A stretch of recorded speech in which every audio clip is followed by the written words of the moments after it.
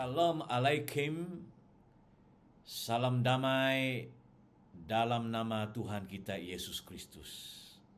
Kasih karunia Tuhan Yesus dan kasih Allah Bapa, persekutuan bersama dengan Roh Kudus kiranya menyertai Anda. Kembali Bishop ingin meneruskan sesi pelajaran kita tentang pencerahan daripada kitab Injil Yohanes, dan dalam pelajaran sebelumnya kita sudah sampai ke bab yang ke-6, peristiwa di mana setelah sepanjang hari Yesus mengajar dan dia memberi mereka makan dengan berbekalkan 5 roti dan 2 ikan kepada lebih daripada 5.000 orang. Dia telah melakukan mujizat yang luar biasa di sebuah danau, yaitu danau kegemarannya itu di Danau Galilea, yaitu di Tiberias, di sebelah utara Yerusalem. Dan setelah mereka habis makan, saya percaya itu terjadi sepanjang hari sehingga petang. Kita melihat di dalam kitab Injil bab yang ke-6 ini, Injil Yohanes, demikian dari ayat 16. Dikatakan, dan ketika hari sudah mulai malam, murid-murid Yesus pergi ke danau, lalu naik ke perahu.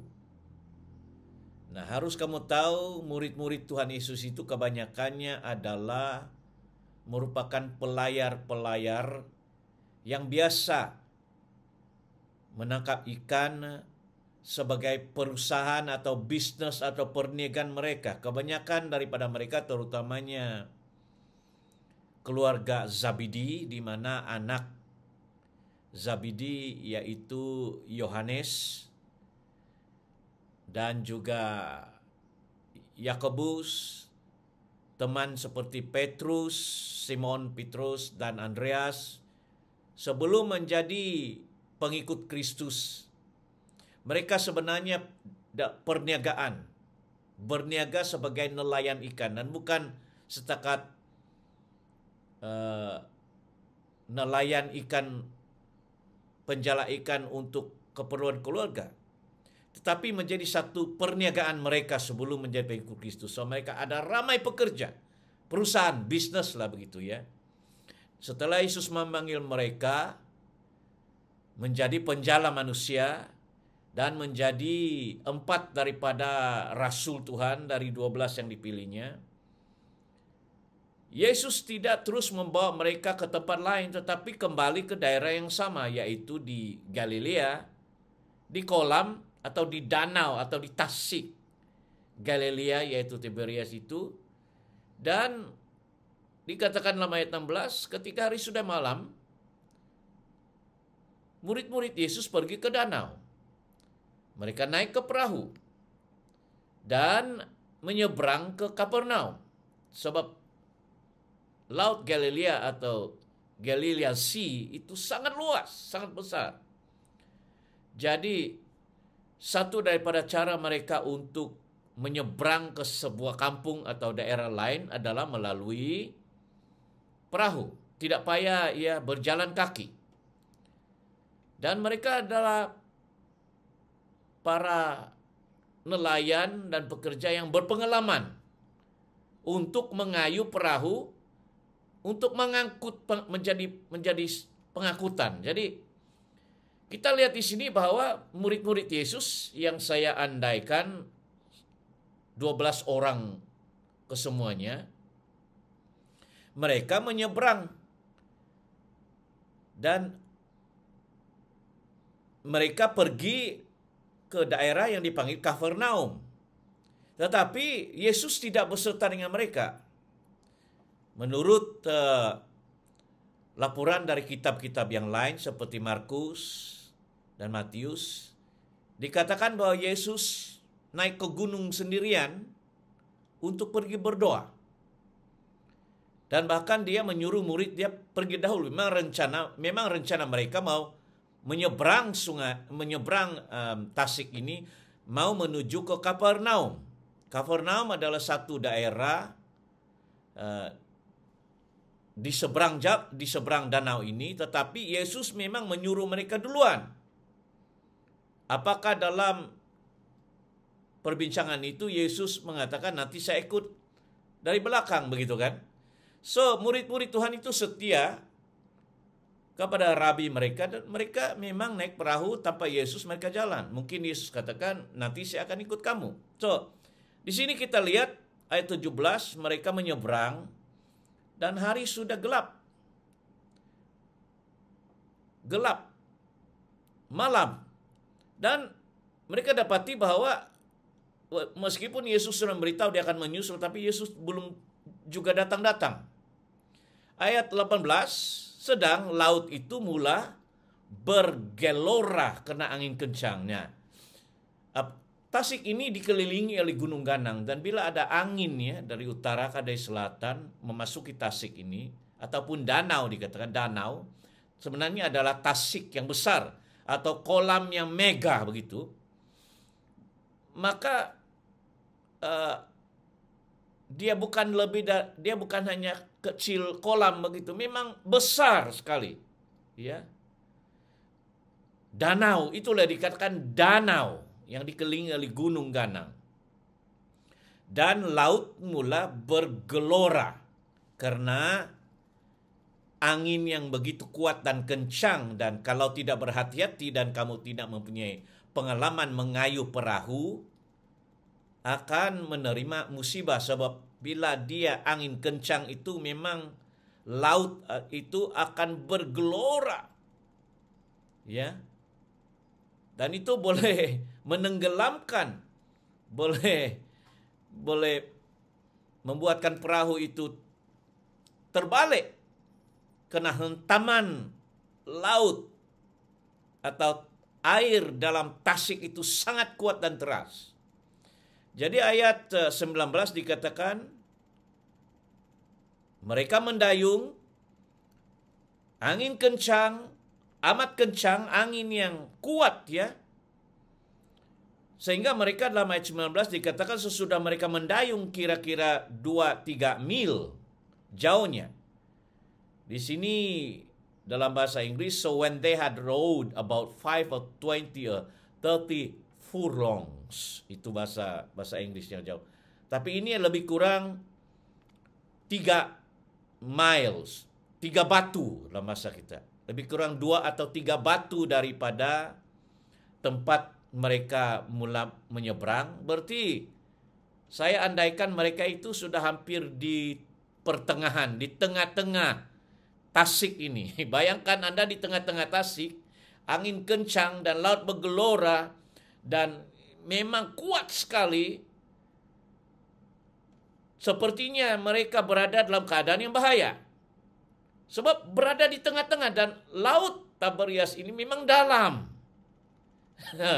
Dia memang dalam, ya, dan memang luas. Bahkan dikatakan 3 batu, ya. 3 batu itu mungkin dalam 2 kilometer lebih, ya. Pun belum sampai di seberang sana, di Kapernaum, belum sampai lagi. Mungkin mereka baru setengah jalan. Bayangkan, memang luas Tasik ini. Dan apabila Anda berada di tengah-tengah laut atau danau ini, dan malam, Anda tidak akan melihat apa-apa, dan angin kuat lagi, laut itu bergelora dengan ganasnya.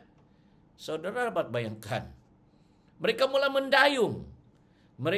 Dan setelah mereka mendayung melawan derasnya itu, dan tengah malam, kita tidak tahu jam berapa, mungkin saya rasa daripada tafsiran yang lain dikatakan hampir jam 1 pagi, jam 2 pagi, ya. Mereka berusaha. Biasanya mereka tidak mendayung. Kalau hanya angin biasa, mereka akan pasang kibarannya untuk meniup. Tetapi untuk meniup dengan tenangnya, layar mereka naikkanlah, layar perahu. Tetapi dalam suasana ini karena begitu bergoncang dan laut itu tidak stabil, mereka terpaksa mendayung. Dan dikatakan di sini setelah kira-kira 3 mil jauhnya mereka melihat Yesus. Mereka mulai melihat Yesus menuju ke arah mereka di tengah-tengah laut, gelora dan angin yang bergoncang ini. Dikatakan di sini mereka melihat Yesus berjalan di atas air. Nah, ini sesuatu yang kalau Anda melihat orang, kalau Anda berada di dalam perahu kayak begini kan, dan Anda melihat seseorang sedang berjalan di atas, bukan di dalam. Tidak tahu apakah tapak kakinya itu tidak tenggelam, ya, tetapi dia berjalan melawan graviti dan tidak tenggelam. Dan mereka melihat Yesus, mereka kenal. Mungkin karena ciri-ciri dari pakaian jubahnya, ya.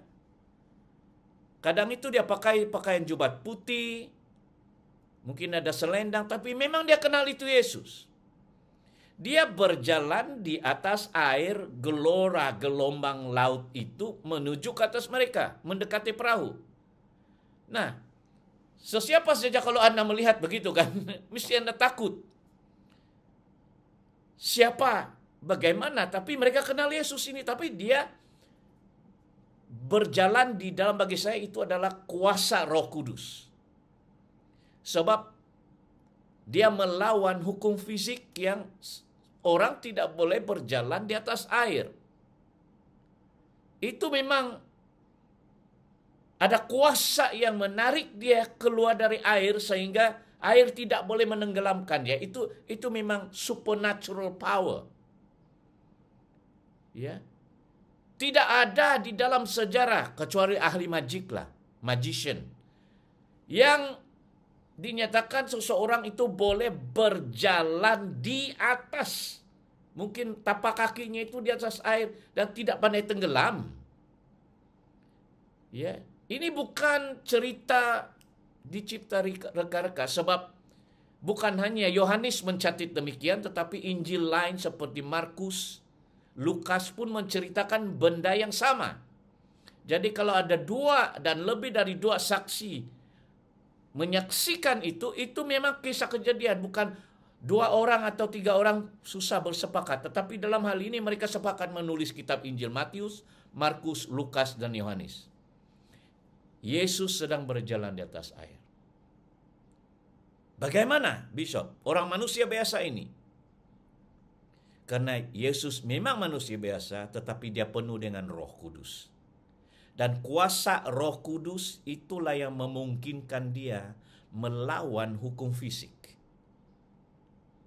Biasanya tenggelam, tetapi dia berjalan di atas. Berarti itu merupakan supernatural ataupun supernatural, ya. Bukan biasa, tapi yang luar biasa karena dia dilingkupi dengan kuasa Roh Allah yang memungkinkan dia melakukan usaha perjalanan yang luar biasa. Satu tindakan yang boleh bahkan melawan hukum fisik. Yang mana orang seharusnya tenggelam bila kau masuk air. Betul. Tetapi dalam hal ini dia tidak tenggelam. Kakinya berjalan di atas air, di tasik yang bergelora lagi tuh. Dengan angin itu. Itu memang kuasa Tuhan. Kuasa Roh Kudus. Mungkin ada angin kuasa Roh Kudus yang meniup telapak kakinya, kita tidak tahu. Itu hanya andaian saya. Yang menyebabkan dia terapung-apung di atas air dan tidak boleh tenggelam. Sebab satu daripada kuasa Roh Kudus adalah seperti angin. Angin adalah lambang kuasa Roh Kudus. Kehadiran Roh Kudus. Pentakosta, saya teringat di Kisah Rasul pasal 2 dikatakan begitu terdengar angin kencang memasuki ruangan itu dan nampaklah lidah-lidah api seperti api dan mereka penuh dengan Roh Kudus. So, angin atau api itu atau merpati itu manifestasi kuasa Roh Kudus. So, apa mungkin karena angin itu kuat, itu merupakan kehadiran Roh Kudus itu membuat Yesus terapung-apung di atas air? Mungkin. Tapi bagaimanapun kejadian ini, Yesus tidak tenggelam dan dia berjalan di atas air. Itu semua adalah kuasa Tuhan. Apabila Anda dipenuhi oleh Roh Kudus, apabila Anda berjalan dalam kuasa Roh Kudus, Anda sedang berjalan di dalam manifestasi kuasa Roh Kudus. Anda diurapi, bagi saya apabila Anda dipenuhi Roh Kudus ya, Anda akan dapat melakukan sesuatu yang luar biasa. Sesuatu yang supernatural. Bishop alami itu bila saya berjalan di dalam pimpinan Roh, di dalam kuasa Roh. Kadang saya terasa kuasa Allah itu bukan biasa-biasa. Saya rasa kuasa Allah itu mengalir di dalam tubuh Bishop. Saya rasa betul-betul bukan kuasa sendiri, bukan perasaan. Kuasa itu macam aliran listrik. Bila saya menopang tangan kepada orang sakit, kuasa Roh Kudus itu mulai mengalir dalam badan orang itu sehingga orang itu disembuhkan oleh kuasa kesembuhan Roh Kristus. Saya sudah mengalami kuasa Allah banyak kali. Bila saya datang di hadirat Tuhan, bila Roh Kudus hadir itu dengan aliran kuasanya, saya mengalami kuasa itu. Tapi dalam hidup Bishop, saya belum pernah ada pengalaman berjalan di atas air. Belum pernah. Ya. Seperti Filipus yang malaikat Tuhan ambil dia, Roh Kudus mengangkat dia dari satu tempat dan transfer ke satu tempat dengan kuasa Roh Kudus, Bishop pun belum alami. Tapi banyak kali di dalam kehidupan Bishop itu kadang Roh Kudus mengangkat roh saya dan membawa roh saya ke tempat lain dalam penglihatan. Itu banyak kali Bishop alami. Itu dipanggil vision, dipanggil penglihatan atau wahyu dengan Roh Kudus membawa kita dari satu tempat ke tempat yang lain. Itu banyak kali Roh Tuhan melakukan mujizat dalam hidup Bishop sebagai seorang hamba Tuhan lah ya. Nah, so mereka takut ayat 20, tetapi Yesus berkata kepada mereka, "Ini aku. Jangan takut." Ya, manusia itu memang begitu. Ini aku. Jangan takut. It is I. Be not afraid. Yesus senantiasa tidak sembunyi-sembunyi. Dia katakan, "Ini saya." Yesus yang sama yang kamu kenal selama bertahun-tahun. Jangan takut. Yesus senantiasa berusaha memberikan ketenangan di dalam jiwa. Dia tidak membawa perasaan takut atau membawa roh takut atau emosi yang membuat Anda takut. Dia memiliki aura yang saya katakan penuh dengan kedamaian dan keberanian. Dalam hal ini dia memberi ketenangan. Dia menenangkan mereka yang sudah ada feeling atau emosi yang takut. Dia katakan, jangan takut. So, setelah dia berkata demikian, saya percaya mereka terdengar suara Yesus. Kalau Yesus tidak berbicara, mungkin mereka bilang itu hantu kan. Tapi Yesus katakan, "Ini aku, jangan takut." Dan setelah dia mendengar suara yang selalu mereka dengar, itu suara Tuhan Yesus, mereka tenang dan mereka mau menaikkan dia ke dalam perahu. Ayat 21. Dan setelah Yesus sampai ke perahu itu, mereka mulai menaikkan dia. Pada saat Yesus naik dan masuk ke dalam perahu di tengah-tengah laut ini, seketika juga dikatakan perahu itu sampai ke tempat yang mereka tuju, yaitu Kapernaum. Nah, ini versi Yohanes. Tapi dalam versi Matius dan Lukas, Anda akan membacakan begini. Ketika Yesus sedang berjalan di atas air, Dan melihat demikian, dan Yesus berkata, "Ini aku, jangan takut." Dikatakan, kalau nggak salah di Matius atau Injil Lukas, berkatakan Petrus bila melihat Yesus itu dia berkata, "Tuhan, jikalau engkau benar-benarlah Tuhan, biarkanlah saya keluar dari perahu ini dan berjalan bersama dengan kamu ke tempat kamu." Nah, itu tidak dicatat dalam Yohanes. Dan dikatakan Petrus dan Yesus katakan, "Mari, join me." Mari. Dan dikatakan Petrus mulai keluar dari perahu, dan pada saat dia injak kakinya di air ini kan, dia mulai terapung juga. Sebab Yesus bilang, "Mari, datang." Dan Petrus mulai datang kepada Yesus dan mulai juga berjalan di atas air. Kenapa? Karena ucapan Kristus itu, firman yang keluar dari mulutnya itulah menyebabkan Petrus, orang biasa ini, pun dapat berjalan di atas air. Sementara dia berjalan menuju ke tempat Yesus, yang juga berjalan di atas air, dikatakan Petrus mulai merasa tiupan angin kencang ini, sehingga dia hilang fokus kepada Yesus. Karena dia lihat mungkin kanan kiri, dia hilang fokus kepada perkataan Tuhan. Alkitab mengatakan bahwa dia mulai tenggelam. Dia mulai tenggelam di dalam air. Dan dia berseru, "Tuhan, tolong saya." Dan Yesus mengambil tangan Petrus dan mengangkat dia, dan sama-sama mereka jalan bersama-sama masuk perahu. Nah, itu interesting ya. Anda coba nanti membaca itu dalam Matius, Lukas, kisah yang sama, tapi Yohanes versi ini dia tidak jelaskan tentang Petrus ini. Setelah mereka masuk, Kristus masuk di perahu bersama Petrus, dia menegur, dia katakan, "Di mana imanmu? Kenapa kamu ragu-ragu?" Jadi pengajarannya adalah bila firman Tuhan atau Roh Kudus menyatakan yang real ya, dan memungkinkan Anda memiliki iman untuk mendengar firman itu, bila Anda melakukan sesuatu itu, Roh Kudus akan menyertai dengan mujizat ya. Dan sesampainya mereka di sana, ada juga versi yang dikatakan tiba-tiba angin laut itu tenang, terus tenang. Dan mereka sampai ke Kapernaum. Amin. Dan setelah sampai ke tepi pantai, dikatakan di dalam ayat yang ke-22, mungkin mereka bermalam di pantai. Ya, sebab dalam ayat 22 dijelaskan pada keesokan harinya, ya.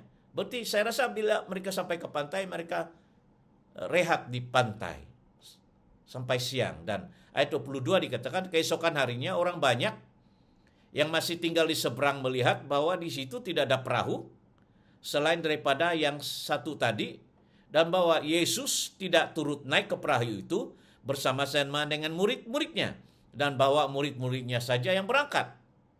Nah, setelah lebih kurang 5.000 orang ini menyadari keesokan harinya, sebab malam itu Yesus naik pergi berdoa, dan selepas itu dia berjalan 2 mil atau 3 mil batu mengikuti Yesus. Jadi disinilah ayat 23, mereka sudah mencari-cari Yesus.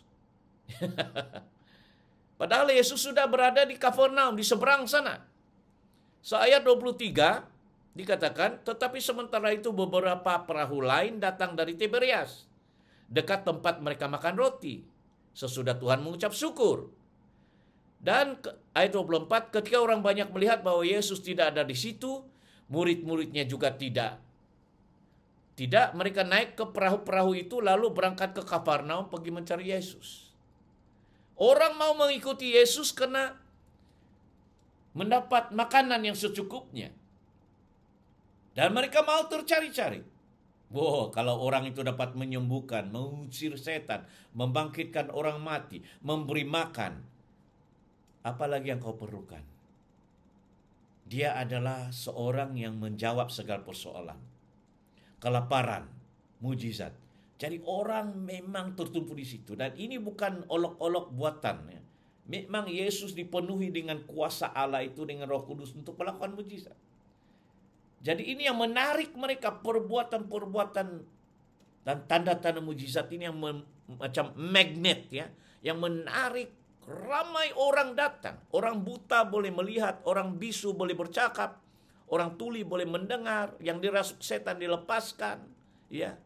Dan lapar dikenyangkan. Bagi mereka dialah juru selamat yang mereka percaya karena melihat pekerjaan-pekerjaan yang luar biasa di dalam kehidupan Kristus.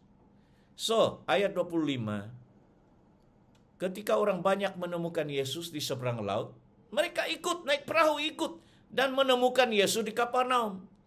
Ayat 25, mereka ketemu Yesus di Kafarnaum ini, mereka berkata kepadanya, Rabi, bila mana engkau tiba di sini? Ya, 26, Yesus menjawab, aku berkata kepadamu, sesungguhnya kamu mencari aku.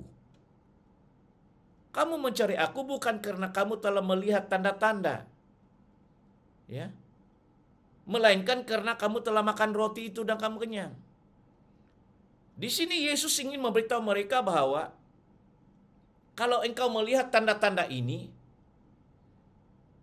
kamu tahu ini perbuatan supernatural, itu menjadi tanda bahwa dia datang untuk melakukan perintah, memberitakan kabar daripada Allah Bapa itu, message Injil itu, supaya mereka percaya bahwa dialah firman yang menjadi manusia, supaya mereka diyakinkan melalui tanda-tanda perbuatan, mengubah air menjadi anggur, ya, berjalan di atas air, 5 roti 2 ikan boleh mengenyangkan. Tujuan dia itu untuk memberi message kepada mereka bahwa Allah beserta dia dan Allah menghendaki sesuatu dari mereka, yaitu beriman, datang kepada dia, percaya kepada dia, dan bertobat dan meninggalkan dosa, dan untuk melihat bahwa Allah mengunjungi mereka dan mau membawa mereka kepada Kristus, menjadi pengikutnya, dan meninggalkan kehidupan dosa, penyembahan berhala, perzinahan, kehidupan yang kotor, dan kembali kepada jalan yang benar, yaitu jalan yang mengikuti perintah Allah dan kehidupan yang suci. Itulah tujuan tanda-tanda itu, supaya mereka takut kepada kuasa Tuhan bila melihat pekerjaan ini. Tapi ada yang berpikiran lain, yang lebih memikirkan tentang keperluan sehari-hari seperti nasi, roti, dan ikan. Maka Yesus bilang, kamu melihat tanda-tanda bukan karena melihat tanda-tanda ini, tetapi karena kamu melihat roti. Ayat 26. Yesus berkata, ayat 27, bekerjalah bukan untuk makanan yang dapat binasa, melainkan untuk makanan yang bertahan sampai kepada hidup yang kekal, yang akan diberikan anak manusia. Anak manusia itu satu daripada title, ya, nama dia, kepadamu. Sebab dialah yang disahkan oleh Bapa Allah dengan meterainya. Apa meterai? Meterai adalah Roh Kudus. Ketika Yesus dibaptis oleh Yohanes Baptis, terbukalah langit dan Roh Kudus dalam rupa merpati turun ke atasnya. Itulah meterai daripada Allah Bapa bahwa Roh Kudus telah hinggap, memeteraikan, memilih, telah mengurapi bahwa inilah nabi, inilah firman, inilah yang datang dari Allah, yaitu anak Allah. Inilah juru selamat manusia dari dosa. Dan bahwa siapa percaya kepada dia dengan pertobatan akan membawa kehidupan yang kekal dan pengampunan daripada dosa, supaya kita jangan berbuat dosa lagi. tapi mulai kembali kepada pencipta, menjadi manusia yang dikenankan oleh Tuhan. Itulah message Tuhan. Dan Tuhan mau mereka dalam ayat 27, kerjakanlah perbuatan-perbuatan ini, penuhilah syarat-syarat tindakanmu untuk hidup benar dan takut kepada Dia dan menyerahkan kehidupanmu kepada Dia, karena Yesus itulah Tuhan dan juru selamat dan penebus dosa. Ayat 28. You see, setelah mereka melihat mujizat-mujizat ini, ayat 28, ada di antara mereka berkata, apakah yang harus kami perbuat supaya kami mengerjakan pekerjaan yang dikehendaki Allah? What shall we do that we might work the works of God? Sebab setiap pekerjaan Yesus itu adalah pekerjaan yang dia harus lakukan, karena itulah yang dikehendaki oleh Allah Bapa. Dan pekerjaan yang ultimate yang Tuhan tahu 3 tahun kemudian adalah menjadi anak domba Allah yang membayar harga, memikul sakit penyakit dan dosa, tuduhan, hinaan, hujatan. Akibat dosa itu diterimanya, supaya oleh bilu-bilu dan luka-lukanya itu memberikan kesembuhan kepada tubuh, jiwa, dan roh manusia. Dan mereka mulai menerima karunia Roh Kudus. Jadi mereka bertanya, apa yang harus kami perbuat supaya kami mengerjakan pekerjaan yang dikehendaki Allah? 29, jawab Yesus kepada mereka, inilah pekerjaan yang dikehendaki Allah, yaitu hendaklah kamu percaya kepada Dia, kepada Yesus yang diutus Allah.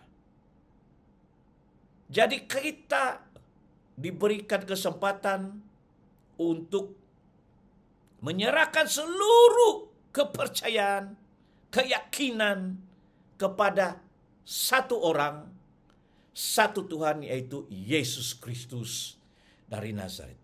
Nah, apabila kamu fokus kepada Dia, percaya maksud Dia, tidak ada soalan. Apa saja yang keluar dari ucapan pengajarannya itu Anda terima dan mulai melakukan apa yang diminta, apa yang disuruh, apa yang diajar, Anda mulai melakukan. Itulah pekerjaan yang dikehendaki oleh Kristus kepada kita. Percaya itu orang lain pun bilang saya percaya. Tapi percaya, iblis, setan, musuh pun percaya. Tetapi mereka tidak buktikan itu dengan melakukan pekerjaan, perintah, dan pengajaran. Faith with action. Iman yang disertai perbuatan. Buktikanlah imanmu itu lewat perbuatan-perbuatan yang engkau lakukan. Dan perbuatan-perbuatan itu adalah yang benar. Tindakan yang benar, ucapan yang benar, pemikiran yang benar, yang sesuai dengan pemikiran Tuhan, tindakan Tuhan, ucapan Tuhan, menyerupai kehidupan Kristus. Dan Anda akan mengenal pribadi Yesus itu melalui perbuatannya. Itu yang Tuhan mau. Ayat 30. Kata mereka kepadanya, tanda apakah yang engkau perbuat supaya dapat kami melihatnya dan percaya kepadamu? Pekerjaan apakah yang engkau lakukan? You see? Tidak tahulah, sewaktu Yesus memecahkan 5 roti 2 ikan itu, yang bertanya ini ada lihat enggak? Saya juga tidak tahu ketika Yesus mengubah air menjadi anggur, orang yang bertanya ini sudah melihat enggak mujizat ini? Kita tidak tahu. Tapi dia katakan, what is a sign? Apa tanda? Tunjukkan pada kami tanda yang engkau lakukan supaya kami melihat dan percaya. Kalau kami tidak melihat yang luar biasa, yang biasa-biasa, kami tidak percaya. Ayat 31. Mereka lanjut, nenek moyang kami telah makan mana di padang gurun, seperti ada tertulis, mereka diberinya makanan roti dari surga. Jadi orang-orang Yahudi ini memperingatkan bagaimana di bawah pimpinan Musa 1.000 Yahudi di padang pasir, di padang gurun 40 hari. Setiap hari ada makanan turun seperti dipanggil mana, yaitu makanan malaikat. Tuhan hujani mereka setiap pagi dengan makanan ini. Makanan yang berperisah. Bukan rasa yang sama, tetapi berbeza-beza perasa setiap hari. Selama 40 tahun, setiap pagi mereka memakan makanan yang dipanggil makanan daripada malaikat. Hujan turun dan mereka katakan, kami mau macam itu. Kami mau makan setiap hari. Tidak cukup hanya 5 roti 2 ikan. 1 hari tidak cukup. Mereka kalau boleh setiap hari Yesus harus memberi mereka makan. Nampak Anda? Mereka makan 1 kali, mereka tidak puas. Mereka mau setiap hari. Sebab inilah contohnya dalam ayat 33 dia bilang, nenek moyang kami makan makanan mana ini. Dan berapa lama? 40 tahun. 40 tahun setiap hari. Pagi-pagi lagi sudah ada. Putih itu. Dan dia berperisah. Mungkin hari ini perasa lain. Besok lagi perasa lain. Tapi setiap hari. Tidak payah mereka mencari, memburu. Tidak payah mereka menanam jagung, Bayangkan, free food. Mereka mau Yesus memberi mereka makanan setiap hari. Itulah Yesus bilang, kamu cari saya ini bukan mau cari percaya kepada saya, tetapi kamu mau dikenyangkan. Ada orang macam itu. Dan tidak salah kalau gereja atau orang Kristen memberi makan kepada orang yang lapar. Tetapi macam mana dengan iman dia? Tuhan mau kita lebih daripada itu. Jangan mencari karena makan. Bagaimana kalau sudah tidak ada makanan? Mereka pasti bilang, kami tidak mau ikut. Kami mau cari orang yang kaya. Kumpulan orang yang boleh beri kami makan setiap hari. Jadi pemikiran dan kehidupan mereka itu bergantung kepada keperluan-keperluan fisikal. Tapi kemiskinan rohani itu mereka tidak lihat. Ini yang saya nampak banyak yang menjadi Kristen. Banyak begitu. Tujuan kami untuk memperlihatkan mujizat atau Tuhan bekerja adalah supaya kita takut kepada Tuhan dan mulai bertobat dan mulai hidup benar di hadapan Tuhan. Supaya kehidupan kita senantiasa diberkati. Dan roti ini bagi kami adalah berkat daripada Tuhan. Kebaikannya itu. Tetapi kalau hubungan kita dengan Tuhan itu senantiasa tidak sesuai menurut kehendak Tuhan, dan Anda hanya bertujuan mencari berkat, akan tiba masanya ujian datang di mana berkat tidak ada, Anda mulai memberontak. Anda mulai ragu-ragu kepada dia. Ada roti kah? Tidak ada roti. Kalau orang yang sudah niat percaya kepada Tuhan, dia tetap mengucap syukur. Ayat 32, kata Yesus kepada mereka, aku berkata kepadamu, sesungguhnya bukan Musa yang memberikan kepadamu roti dari surga, melainkan Bapakku yang memberikan kamu roti yang benar dari surga. Nah, di sini Yesus ingin menyatakan satu jenis roti yang benar-benar dari surga. Dia ingin memberikan perumpamaan bahwa roti yang boleh mengenyangkan jiwa, roh, dan kehidupanmu adalah roti yang hidup. Dan Yesus itulah roti itu. Musa berikan kamu roti dari surga? Bukan. Yang berikan kamu mana dari surga itu adalah Bapakku. Tetapi sekarang Yesus ingin menunjukkan bahwa dialah itu. Roti dari surga itu. Ayat 33, karena roti yang dari Allah ialah roti yang turun dari surga dan yang memberi hidup kepada dunia. Yesus ingin mengubah persepsi pemikiran mereka jangan bersandar kepada yang puaskan perut. Tetapi carilah roti yang dapat mengenyangkan jiwa, mengenyangkan emosi dan rohanimu. Dan dia adalah Yesus Kristus dari Nazaret. Ayat 34, maka kata mereka kepadanya, Tuhan, berikan kami roti itu sentiasa. Yesus berkata dalam ayat 35, Akulah roti hidup. Roti, tetapi roti yang hidup. I am the living bread. Barang siapa datang kepadaku, ia tidak akan lapar lagi. Barang siapa percaya kepadaku, tidak akan haus lagi. Sebab dia adalah, firman itu lambang roti. Dan dia adalah penjelmaan firman itu. Apabila Allah berfirman, dan Anda menerima firman itu, ia mengenyangkan jiwa, mengenyangkan roh, dan itu akan juga menghidupkan tubuh kita. Oh, saudara-saudara, kadang saya membaca firman ya, ucapan Yesus ya, sampai saya tidak rasa lapar. Betul, nafsu saya hilang. Macam saya rasa kenyang dengan pengajaran Kristus. Sehingga kelaparan itu hilang dalam hidup saya. Kadang 1-2 hari saya tidak makan pun, saya rasa kenyang betul. Jiwa saya kenyang. Roh saya kenyang. Bersorak-sorai, damai. Sehingga saya boleh menguasai kelaparan. Tapi hari ini dalam agama-agama, mereka pentingkan makanan itu. Itu karena Roh Kudus tidak ada.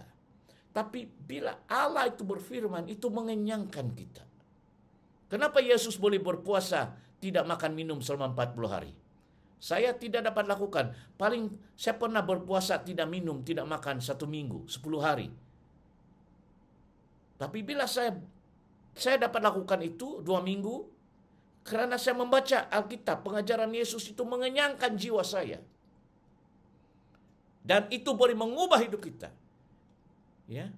Di surga itu tidak ada kelaparan. Karena itu dipenuhi dengan kehadiran firman. Bila Anda berada di surga, ya, masalah lapar tidak ada di sana karena kita senantiasa dikenyangi, dipuaskan oleh kehadiran Allah. Sebab Allah itulah roti itu. Yesus katakan, akulah roti itu. Kalau kamu percaya, kamu tidak akan lapar. Yesus ingin menceritakan tentang kelaparan jiwa, ya, kelaparan jiwa. Dahagakan jiwa itu. Anda dahaga, mau mencari kepuasan. Dan ramai orang mau memuaskan kekosongan jiwanya itu dengan segala macam hawa nafsu. Setiap manusia ada kekosongan, kelaparan. Mereka mencari kedamaian, tidak dapat. Mereka kaya tapi hati kosong. Ya, segala sesuatu dia miliki di dunia tetapi hatinya kosong. Sebab jiwa yang kosong, roh dan hati yang kosong tidak dapat dikenyangkan dengan uang perak. Percayalah, tidak dapat dikenyangkan sebab roh manusia itu tidak dapat, roh manusiawi kita tidak dapat dipuaskan dengan uang kertas dan emas dan sebagainya, tidak. Roh kita itu membutuhkan Tuhannya. Roh manusiawi, jiwa kita itu tidak dapat dikenyangkan. Dia membutuhkan kehadiran Tuhan. Dan Yesus katakan, kalau engkau dengar saya, akulah dia itu yang boleh memberi engkau kehidupan. I am the bread of life. He that cometh to me shall never hunger. And he that believeth on me shall never thirst. Aku berkata kepadamu, sesungguhnya kamu telah melihat aku. Kamu tidak percaya. Kamu sudah melihat saya sekarang. Dalam usianya 30. Ya. Dia menyatakan tentang apa, siapa, kenapa dia datang. Percaya kepada dia, menerima kesembuhan. Datang kepadanya, menyentuh dia, yang sakit disembuhkan. Tetapi masih orang tidak percaya. Menolak dia. So, ayat 37. Semua yang diberikan Bapa kepadaku akan datang kepadaku. Dan barang siapa datang kepadaku, ia tidak akan kubuang. Diberkatilah Anda jikalau dari sekian jutaan manusia, Anda mulai merendahkan diri dan berkata, terimalah aku Yesus. Bapa, terimalah aku sebagai anakmu. Aku mau menjadi pengikutmu. Aku mau hidupku berubah. Aku mau ketenangan dari surgawi. Aku mau roti hidup. Aku bertobat meninggalkan usaha manusiawiku ini. Sebab itu tidak menenangkan, memuaskan dahaga jiwaku. Apabila Anda membuka hati kepada Tuhan, percayalah, Tuhan mulai memenuhi engkau dengan kehadiran, ketenangan, dan kepuasan dari Tuhan. Amin. Ayat 38. Sebab aku telah turun dari surga, bukan untuk melakukan kehendakku, tetapi untuk melakukan kehendak Dia yang mengutus aku. Setiap utusan Tuhan itu, saya tidak datang, bishop tidak mengajar tentang bishop. Tidak. Saya membawa pengajaran daripada Dia yang mengutus aku. Sebagaimana Allah Bapa mengutus Kristus. Dan sebagai utusan Kristus yang memberitakan Tuhan Yesus. Saya ingin menyampaikan kabar gembira bahwa Dialah jalan keselamatan dan hidup. Saya ingin menyampaikan berita bahwa dalam Yesus, bila engkau percaya dan bertobat, Anda akan menerima hidup kekal dan kuasa Roh Kudus. Anda akan menerima karunia ini, hidup Anda yang lama dirubah menjadi manusia yang baru. Ciptaan yang baru di dalam Tuhan. Karena Anda menerima kehadiran Juru Selamat itu. Amin.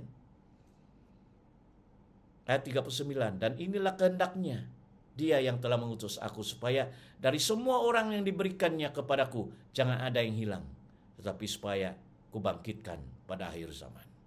Pengajarannya itu penuh misteri. This is the Father's will.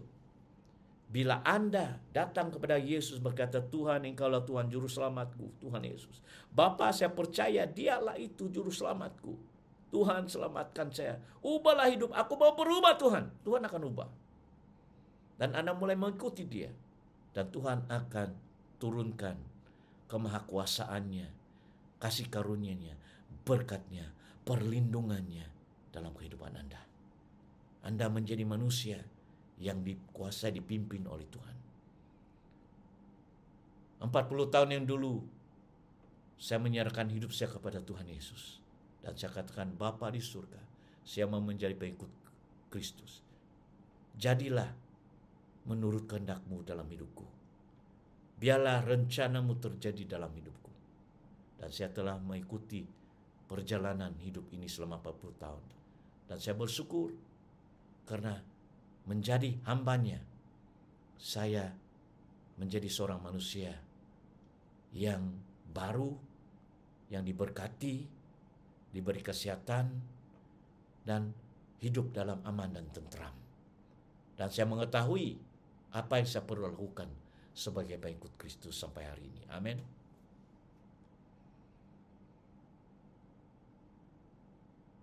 Kita akan teruskan. Ayat 41. Maka bersungut-sungutlah orang Yahudi tentang Dia, karena Ia telah mengatakan, Akulah roti yang turun dari surga. Kata mereka, bukankah Ia ini Yesus, anak Yusuf, suami Maria? Ibu bapanya kita kenal. Bagaimana Ia dapat berkata, Aku telah turun dari surga? Mereka tidak tahu misteri kelahiran Kristus itu, bahwa Dia bukan hasil persetubuhan Maria dengan Yusuf. Mereka tidak mengetahui, karena mereka sudah mata tertutup, sudah dinubuatkan ribuan tahun melalui kitab Taurat dan Tanak dan Taurat Musa akan kehadiran Dia, tetapi mereka tidak paham. Mereka melihat apa yang informasi mereka dapat, Dia adalah anak Maria, Dia adalah anak Yusuf, dan Maria Yusuf ada juga adik-beradik. Ya, mereka tidak melihat misi roh yang rohani. Mereka bertanya. Yesus menjawab 43, janganlah kamu bersungut-sungut. Tidak ada seorang pun yang dapat datang kepadaku jikalau ia tidak ditarik oleh Bapa yang mengutus aku. Dan Ia akan kubangkitkan pada akhir zaman. Ya. Ada tertulis dalam kitab nabi-nabi Dan mereka semua akan diajarkan oleh Allah, dan setiap orang yang telah mendengar dan menerima pengajaran dari Bapa datang kepadaku. Hal itu tidak berarti bahwa ada orang yang telah melihat Bapa. Hanya Yesus, dia yang datang dari Bapa, dialah yang telah melihat Bapa. Aku berkata kepadamu, sesungguhnya barang siapa percaya, ia mempunyai hidup yang kekal. Ayat 47 lah. Ayat 48. Akulah roti hidup. Akulah roti hidup. Ya. Nenek moyangmu telah makan mana di padang gurun dan mereka telah mati. Betul. Inilah roti yang turun dari surga. Barang siapa makan daripadanya, ia tidak akan mati. Akulah roti hidup yang telah turun dari surga. Jikalau seorang makan dari roti ini, ia akan hidup selama-lamanya. Dan roti yang kuberikan itu ialah dagingku yang akan kuberikan untuk hidup manusia. Yesus menubuatkan tentang kematiannya di kayu salib. Bahwa oleh tubuhnya binasa itulah hidup nyawa Kristus itu, darah Kristus itu memberikan pengampunan dosa, penyucian dari segala kesalahan dosa, sehingga kita berlayak, orang berdosa macam kita ini kan, Tuhan ampuni. Tuhan hapuskan dosa dari kecil sampai sekarang. Dia itulah roti itu. Hidupnya itu. Itulah perlu pertobatan dan meninggalkan manusia lama dan mulai menerima roti hidup, yaitu Kristus itu, dia akan mengubah hidup kita. Luar biasa, saudara. Sejak saya serahkan hidup saya kepada Kristus 40 tahun yang dulu, hidup saya berubah. Pemikiran saya berubah. Pengetahuan saya berubah. Sikap saya dalam kehidupan itu menjadi orang yang benar. Yang senantiasa di dalam terjadi something happen in my life, in my heart, which is difficult for me to explain, but I know it's real. Dan itulah pekerjaan Tuhan dalam hidup saya. Menjadikan saya manusia yang baik. Menjadi manusia yang baru. Yang berusaha hidup benar. Yang takut akan Tuhan setiap detik, setiap saat. Takut melakukan suatu yang kesalahan. Meskipun saya bersalah, tersadung, saya tetap katakan, Tuhan ampuni saya.